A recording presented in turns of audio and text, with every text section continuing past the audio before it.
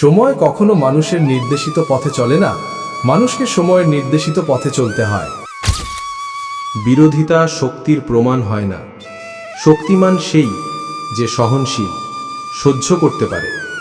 যখন হৃদয় থেকে ক্রোধ আর বিরোধিতা দূর হয়ে যায়, তখন সহন শক্তি ধর্মের শক্তিতে পরিণত হয়। ক্রোধ থেকে প্রতিশোধের জন্ম হয়, আর ধর্ম থেকে ন্যায় জন্মায়। তোমার জীবনেও যদি এমন সময় আসে যখন তোমার ওপর কোনো অন্যায় হয়, তবে ন্যায় করার পূর্বে নিজের ক্রোধের ওপর অঙ্কুশ অবশ্যই রেখো। যে বৃক্ষ তিক্ত ফল দান করে, সেই বৃক্ষকে উৎপাটন করে মধুর ফল প্রদানকারী বৃক্ষকে রোপণ করতে হয়। ওই বৃক্ষকেই অধিক খাদ্য গ্রহণ করিয়ে বা শাখা প্রশাখাকে কাটছাঁট করলে মধুর ফল পাওয়া যায় না। ভবিষ্যৎকে শুদ্ধ করার জন্য এই অশুদ্ধ বর্তমানকে ধ্বংস করা অনিবার্য।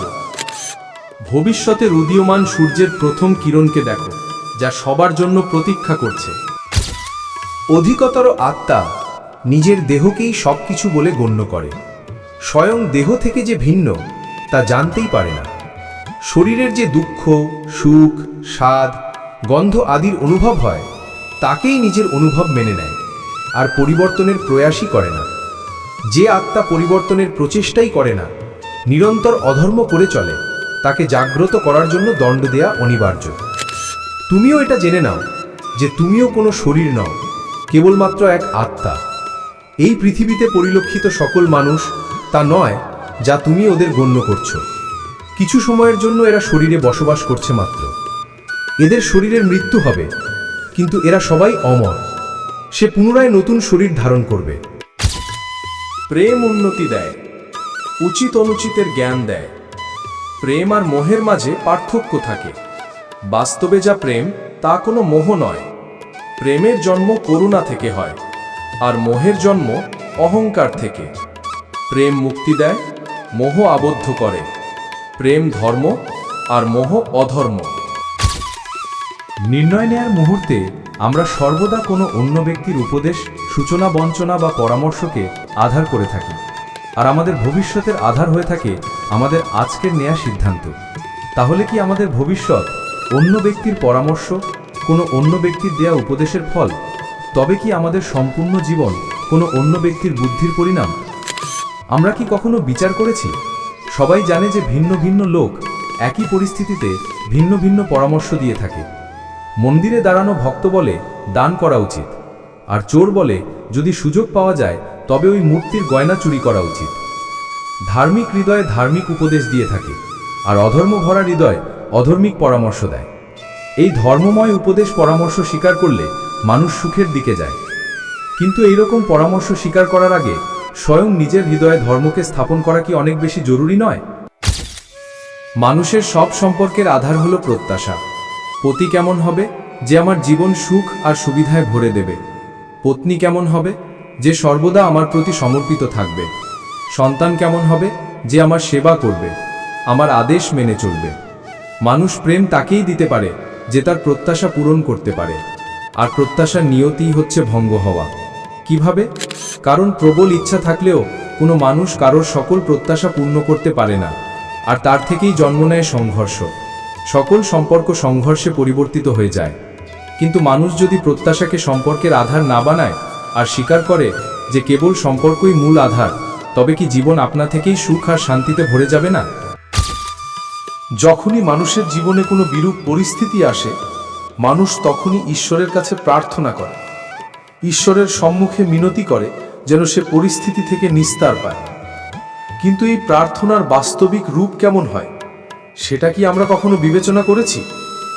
প্রার্থনার অর্থ হলো নিজের সমস্ত আকাঙ্ক্ষা, সমস্ত চিন্তা, সমস্ত সংকল্প, সমস্ত পরিকল্পনা ঈশ্বরের চরণে দান করা। অর্থাৎ নিজের কর্মের ফল কি হবে সেই নিয়ে চিন্তা না করে ধর্মের অনুরূপ কর্ম করা। ঈশ্বরের পরিকল্পনাকেই নিয়তি বলে মেনে নেয়া, সেটাই তো প্রার্থনা, তাই না? কিন্তু ঈশ্বরের সমস্ত পরিকল্পনা বোঝাটা সম্ভব কি?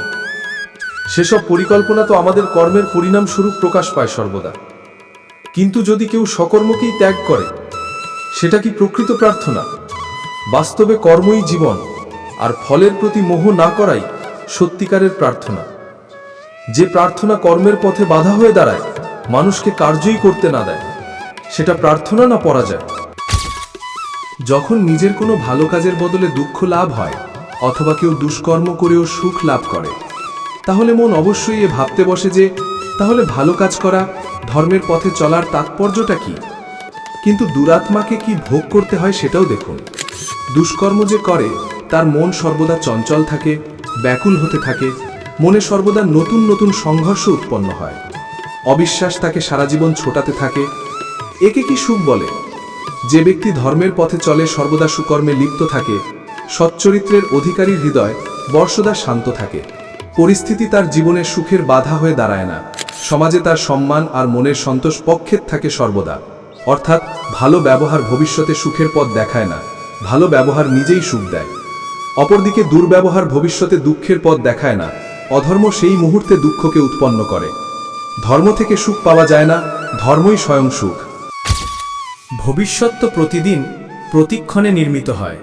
ভবিষ্যৎ যে কিছু নয়, মানুষের আজকের নির্ণয় ও কর্মের পরিণাম আগামীর ভবিষ্যৎ। আপনি যদি আজ কোনো নির্ণয় করে সন্তোষ বোধ করেন, তবে বিশ্বাস রাখুন ভবিষ্যতে অবশ্যই তার থেকে সুখ লাভ হবে।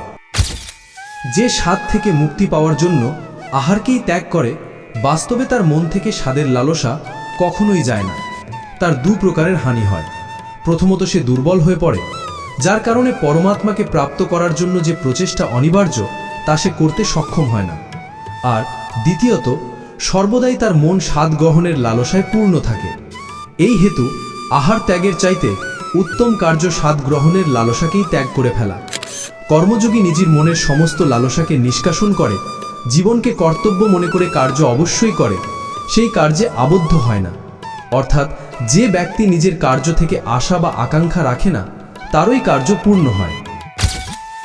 ভয় কি? মানুষের জীবনে ভয়ের বশত করে সর্বদাই। কখনো সম্পত্তি নাশের ভয়, কখনো অপমানের ভয়, কখনো আপনজনের সাথে বিচ্ছেদের ভয়।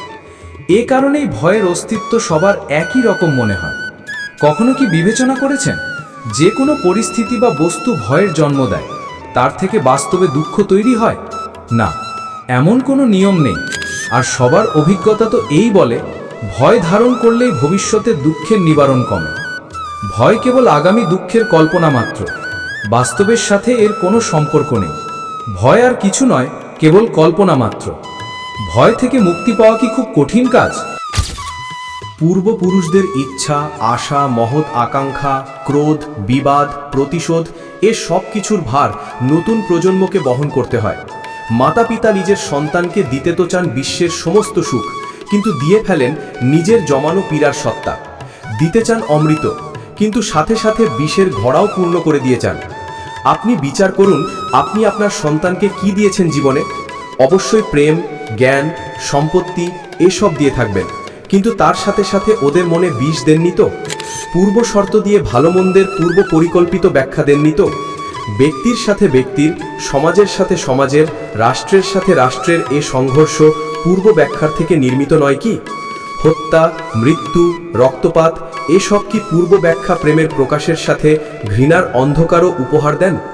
অন্ধকার মনের হোক, হৃদয়ের হোক বা বাস্তবিক হোক, তার থেকে কেবল ভয়েরই উৎপত্তি হয়, কেবল ভয়। কখনো কখনো কোনো ঘটনা মানুষের জীবনের সকল পরিকল্পনা ভেঙে দেয়, আর মানুষ সেই আঘাতকেই জীবনের কেন্দ্র বানিয়ে নেয়। কিন্তু ভবিষ্যৎ কি মানুষের পরিকল্পনার আধারে নির্মিত হয়? যেভাবে কোনো উঁচু পর্বতে যে ব্যক্তি সর্বপ্রথম চড়ে, সেই পর্বতের পাদদেশে বসে সে যা পরিকল্পনা করে, সেই পরিকল্পনাই কি পথে পর্বতের শিখরে পৌঁছে দিতে পারে? না, বাস্তবে যত ওপরে ওঠে তত নিত্য নতুন পরীক্ষা, নতুন বিড়ম্বনা, নতুন ধরনের অবরোধের সম্মুখীন হয়। প্রত্যেক পদে তার পরবর্তী পদক্ষেপ ঠিক করতে হয়, প্রত্যেক পদে তাকে পরিকল্পনা বদলাতে হয়। না হলে যদি পুরাতন পরিকল্পনা তাকে খাদের দিকে ঠেলে দেয়, সে পর্বতকে নিজের যোগ্য করে গড়ে তুলতে পারে না, কেবল নিজেকে পর্বতের যোগ্য তৈরি করার চেষ্টা করতে পারে। আচ্ছা, জীবনের ক্ষেত্রে তো এমনি হয়, তাই না? যখন মানুষ তার কোনো একটি ক্ষেত্রে বাধা, কোনো একটি অবরোধকে জীবনের কেন্দ্র বানিয়ে নেয়, নিজের জীবনের গতিই থামিয়ে দেয়, তখন সে তার জীবনে সফল হতে পারে না সুখ আর শান্তি প্রাপ্ত করতে। অর্থাৎ জীবনকে নিজের যোগ্য করে তোলার বদলে স্বয়ং নিজেকে জীবনের যোগ্য গড়ে তোলাই কি সাফল্য আর সুখের একমাত্র মার্গ নয়? সন্তানদের ভবিষ্যৎ সুখে ভরিয়ে তোলার চেষ্টা, এই তো প্রত্যেক মাতাপিতার প্রথম কর্তব্য। যাদের আপনি এ সংসারে এনেছেন, যাদের কর্মের দ্বারা আপনারও পরিচয় পাবে ভবিষ্যতে, তাদের ভবিষ্যৎ সুখদায়ক করার চেয়ে অধিক গুরুত্বপূর্ণ আর কী বা হতে পারে? কিন্তু সুখ আর সুরক্ষা এসব কি মানুষের কর্ম থেকেই প্রাপ্ত হয় না? মাতাপিতার দেয়া ভালো বা মন্দ সংস্কার বা তাদের সুরক্ষা এসব কি মানুষের কর্ম থেকেই প্রাপ্ত হয় না? মাতাপিতার দেয়া ভালো বা মন্দ সংস্কার বা তাদের দেয়া যোগ্য অথবা অযোগ্য শিক্ষা এসবই কি আজকের সমস্ত কর্মের মূল নয়? সংস্কার আর শিক্ষা থেকে তৈরি হয় মানুষের চরিত্র। অর্থাৎ মাতাপিতা যেমন তার সন্তানদের চরিত্র নির্মাণ করেন, তেমনই হয় তার ভবিষ্যৎ। কিন্তু তবুও অধিকতর মাতাপিতা নিজেদের সন্তানের ভবিষ্যৎ সুরক্ষিত করার চিন্তায় তাদের চরিত্র নির্মাণের কার্যের কথা ভুলেই যান। বস্তুত যে মাতাপিতা কেবল নিজের সন্তানদের ভবিষ্যৎ চিন্তা করেন, তার চরিত্রের নির্মাণ করেন, সেই সন্তানের প্রশস্তি বিশ্ব সংসার করে। সমাজে সর্বদাই স্ত্রীলোকদের সাথে অন্যায় হয়। মানব সমাজ স্ত্রীলোককে সর্বদা শোষণ, অন্যায় আর অপমান দিয়েছে। আপনারা নিজেদের আশেপাশে দেখুন, সমগ্র ইতিহাসকে দেখুন, এই একই রূপ দেখা যাবে যে পুরুষের ঈর্ষা, অহংকার, বৈরিতা, লালসা এই সব কুচিন্তার পরিণাম স্ত্রীলোকই ভোগ করে। যুদ্ধ পুরুষ করে আর পরাজিত নগরে স্ত্রীলোকের সাথে বলাৎকার করা হয়। পুরুষ মদ্যপান ও দুধ ক্রীড়ায় নিজের সম্পত্তি হারায় আর স্ত্রীলোকদের ভাগ্যে নেমে আসে ক্ষুধা। পুরুষের অহংকার ক্ষুণ্ণ হয় আর স্ত্রীলোকের স্বাধীনতা ও সুখে বাধা উৎপন্ন হয়ে যায়। পুরুষ জীবনে পরাজিত হয়ে পরিবারকে ত্যাগ করে আর স্ত্রী নিজের সন্তানদের ক্ষুধা নিবারণের তাড়নে সংঘর্ষ করতে থাকে। সমগ্র সংসারের দুঃখের হিসাব করুন, স্পষ্ট দেখতে পাবেন যে পুরুষের তুলনায় স্ত্রীলোক অধিকতর দুঃখ ভোগ করে। এ কোন প্রকারের সমাজ রচনা করেছি আমরা, যেখানে মনুষ্য জাতির অর্ধেক ভাগ অপর অর্ধেক ভাগকে নিরন্তর পদদলিত করছে? আর সেই পদদলিত স্ত্রীলোক মানুষের ভবিষ্যতের জন্মদায়িনী সৃষ্টিকে দেখুন। নতুন বৃক্ষকে জন্মদানকারী বীজের আশপাশে ঈশ্বর ফুলের পাপড়ি নির্মাণ করেছেন, তাকে রং ও সুগন্ধ দিয়ে ভরে দিয়েছেন। যেখানে ভবিষ্যতের জন্ম হয় সেখানে তো কেবলমাত্র সৌন্দর্য, কেবল সুখ, সন্তোষ ও সম্মান হওয়া আবশ্যক নয় কি? কিন্তু সমাজ স্ত্রীলোককে দুঃখ দিয়ে সমস্ত ভবিষ্যৎকে দুঃখ দ্বারা পূর্ণ করতে থাকে। প্রহার, শোষণ, পীড়া এইসবে ঝলসে যাওয়া স্ত্রীলোক স্বাস্থ্যবান সুখী সন্তানের জন্ম কোন প্রকারে দেবে?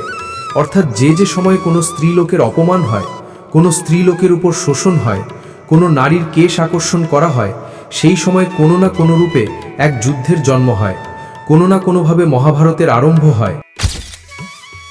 সুখের কামনা যে করে তার সুখ লাভ হয় না, যে সুখ চিনতে পারে তারই সুখ লাভ হয়। তুমি যদি এটা জেনে যাও যে তোমার জন্য সুখ কি, তবে তুমি সুখ অবশ্যই পাবে। যে কেবল নিজের পীড়াকে আপন করে জীবন কাটায় সে শক্তিহীন হয়ে পড়ে, কিন্তু যে ব্যক্তি সমগ্র সমাজের পীড়াকে আপন হৃদয়ে ধারণ করে জীবন কাটায় সে শক্তিশালী হয়ে ওঠে। সুখ তো উপলব্ধি করার বস্তু, প্রাপ্ত করার বস্তু নয়। যে ব্যক্তি বস্তুকে সুখ বলে মানে, বাস্তবে তার সুখ প্রাপ্ত হয় না। যে সত্তা অথবা সম্পত্তিকে সুখ বলে গণ্য করে, সে অবশ্যই নিজের জন্য বিনাশকে আমন্ত্রণ জানায়।